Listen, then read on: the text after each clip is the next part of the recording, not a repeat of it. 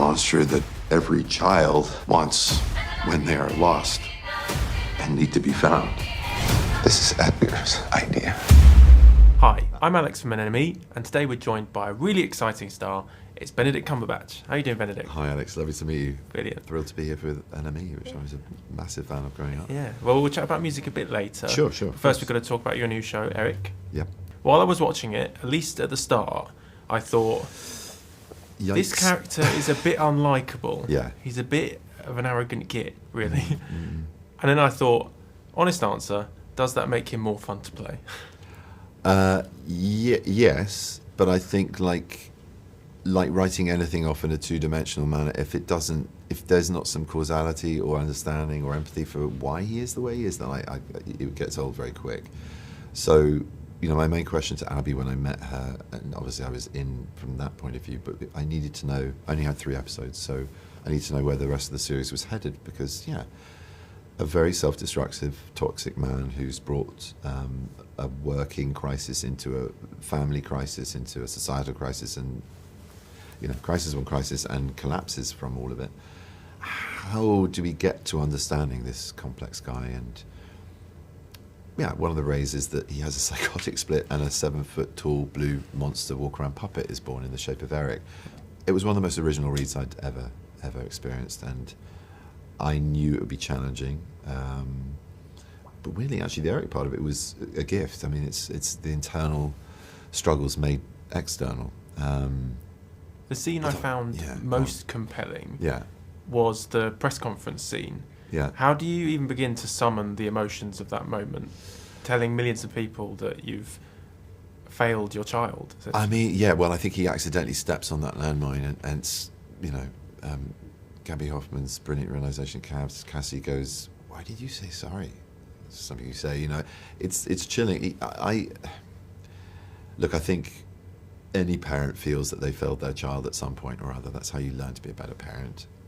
And it's painful sometimes, but not obviously, hopefully, ever on that level in my life. But it's recognisably part of our humanity. And I think it's his first step to going, I'm taking responsibility for this. And I don't know how much we can give away in terms of spoilers, but what happens and how he's been part of it.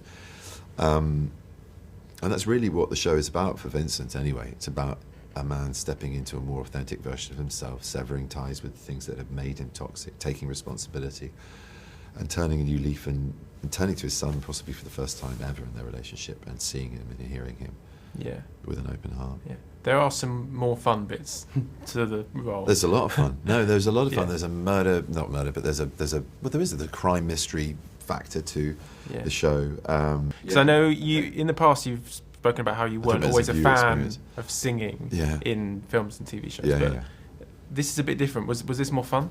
Yeah, that was fine. You mean a fan of my singing? It is in roles. You've said that you found it a bit scary. Really inhibiting, and it's something I want to do more of, but only I guess because it scares me. And this was obviously a group effort. It's the catchy theme tune for Good Day Sunshine. Can't stop singing it. It's really well. That's our brilliant composer for you, Tim Minchin. I mean, once he was on board, I was like, okay, it's going to be good, and it was. And it's a brainworm. It doesn't leave you, especially if you've performed it for countless takes. It's with you for life. Thanks, Tim. I got even mentioning that it's incredible. And we had a live band in the auditorium where we filmed it in an actual theatre in Budapest, doubling for a studio in New York. And it was amazing, like all the sort of stuff was. And to keep on a music theme, the disco scenes in it, obviously 1985 New York, you have to have some disco in there, are phenomenal. And not least, again, because in Budapest you can afford to have that many extras, as many as there would have been in the heyday of disco in New York. And the wigs and the costumes, but also the proficiency of the dance moves. I mean, these men and women, mainly professional dancers. I say about 90% I'm surrounded by professional dancers, and then a professional puppeteer in a 7-foot-tall walk-around monster outfit. How can a boy have more fun than that? So, dancing and singing, it was joyous. And also the puppeteering. I mean, I'd never done that before. At the Who taught you? 47. Well, Jim Henson Masters, who were both in the show, and Ollie as well, who was in Eric, taught me a bit about Eric, but also about how to operate Bug, who I operate in the show, Good Day Sunshine. And then the brilliant soundtrack. I mean, Lucy, you should talk to Lucy. She's got some, she's got some deep cuts. She's a knowledgeable funkster, and both for my character but for the show, the playlists are always a way in with directors who are into that kind of deep discography, and she is, and she has. So that was a very good line of communication between us very early on. Yeah. The kid's been gone for over a week. Don't give up on him. Eric is going to help me find Edgar. And continuing the music theme, Enemy, obviously. Of course, I'm all about the Enemy. Yeah. Enemy. Yeah.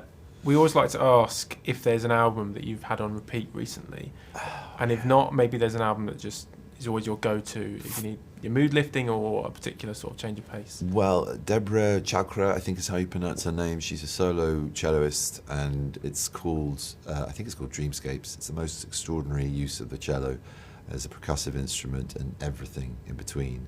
She uses a loop pedal to create these beautiful, rich, kind of cinematic sound textures. That's a wonderful thing to sort of bathe in, no matter what you're doing. And beyond that, Elbow's new album, Guy is a friend, and I love him to bits, and that band is constantly having fun and reinventing itself. What about The Smile? Because I know you're a fan of Radiohead.